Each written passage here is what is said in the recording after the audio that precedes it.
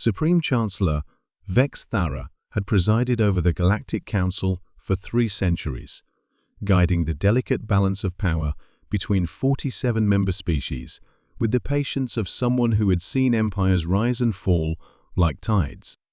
She thought she understood every form of political negotiation, every diplomatic strategy, every possible response to council authority. She had never encountered a species that would simply walk away. The crisis began with humanity's application for full council membership.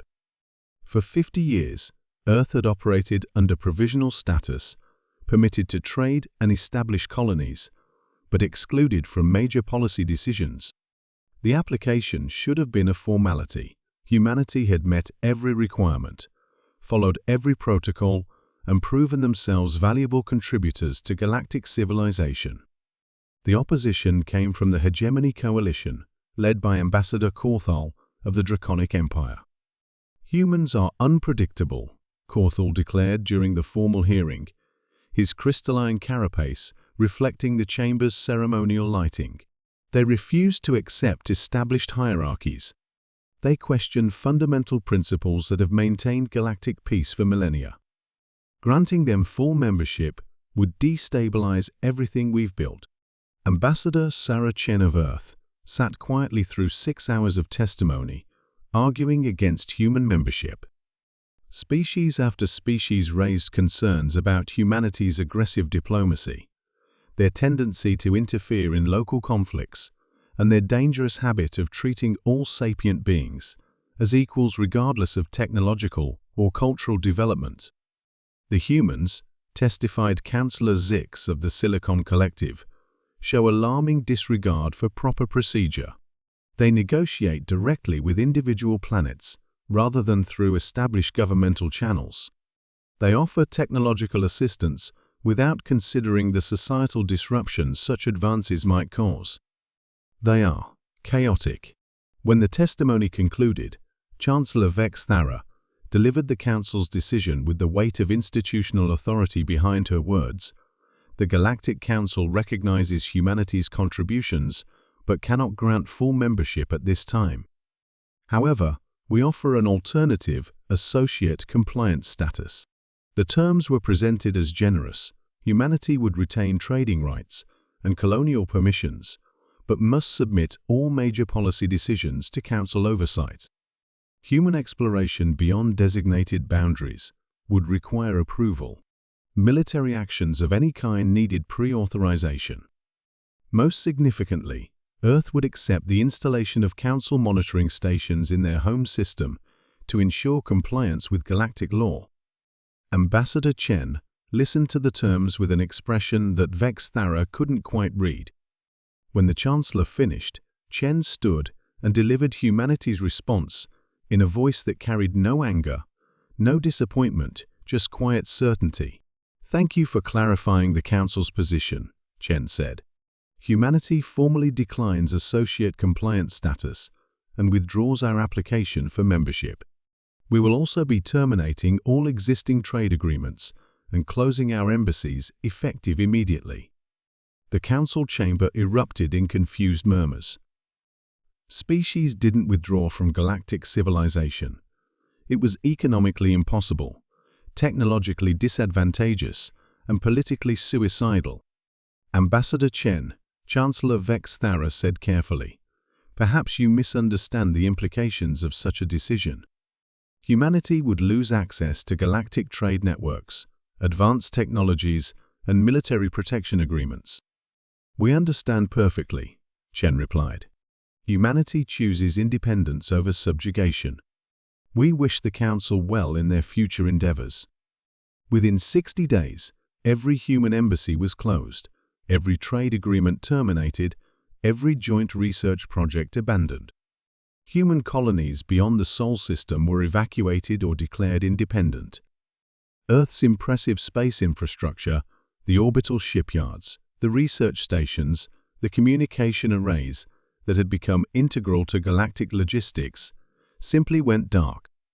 Admiral KThresh of the Hegemony Fleet had conquered 14 systems, subjugated 23 species, and never once retreated from battle. But as his massive dreadnought, Void Reaper, approached the invisible boundary of human space, his four hearts hammered against his chitinous chest with an unfamiliar emotion, fear. Sensors detect no defensive installations, no patrol ships, no warning beacons, reported his tactical officer, a six-armed hexapod whose cybernetic implants glowed red in the dim bridge lighting. The border appears completely undefended. KThresh's compound eyes studied the star charts. The Sol system lay just 47 light-years ahead, surrounded by roughly 300 colonized worlds that comprised what the galaxy simply called human space. For 2 centuries, no military force had crossed that boundary. Not the Dominion warfleets, not the Synthetic Collective, not even the reality-bending Psi-Lords had dared to test human defenses. The reason had become legend, whispered in the darkest corners of galactic civilization. Those who enter human space are never seen again. Sir, the communications officer spoke with barely concealed terror. We're receiving a transmission. It's coming from inside human territory. KThresh's mandibles clicked. On screen, the holographic display flickered to life, revealing the face of a middle-aged human woman with graying hair and kind eyes. She wore a simple blue uniform with no visible rank insignia. "Hello there," she said cheerfully, as if greeting neighbors over a garden fence. "I'm Administrator Sarah Martinez of the Sol Defense Coordination Office. You folks seem to have wandered pretty close to our borders.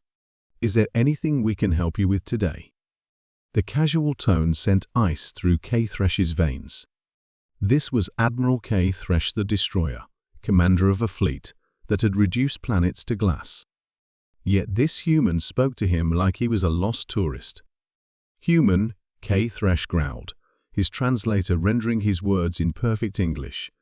"I am here to claim these systems for the hegemony.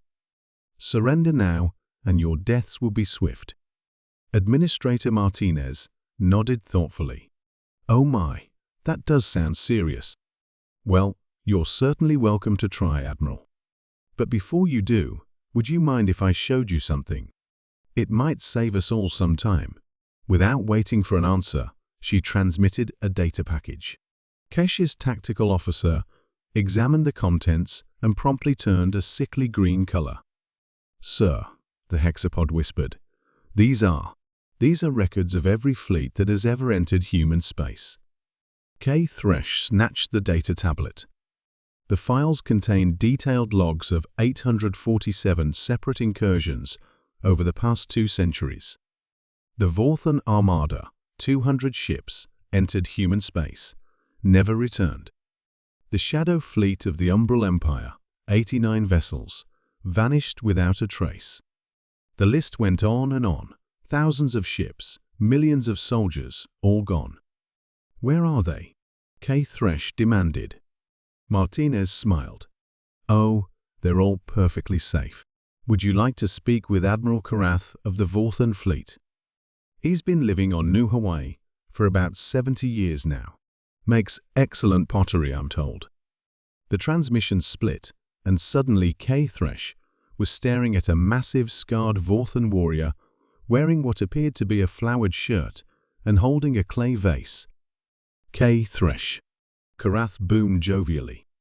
"Good to see another warrior out here. Listen, buddy, take my advice, just surrender. Trust me, on this one. What did they do to you?" KThresh snarled. Karath's expression grew wistful. "They gave me a vacation. Best thing that ever happened to me, honestly. You know, I'd never seen a sunset before I came here. Never just sat and watched clouds move. The humans, they have this thing called retirement. Changed my whole perspective on life." The transmission switched back to Martinez. Admiral Karath chose to stay, just like about 60% of the beings who visited us over the years. The others opted to return home with full diplomatic immunity, of course. It's really quite civilized. Kesh felt his grip on reality loosening. "This is impossible." "What?"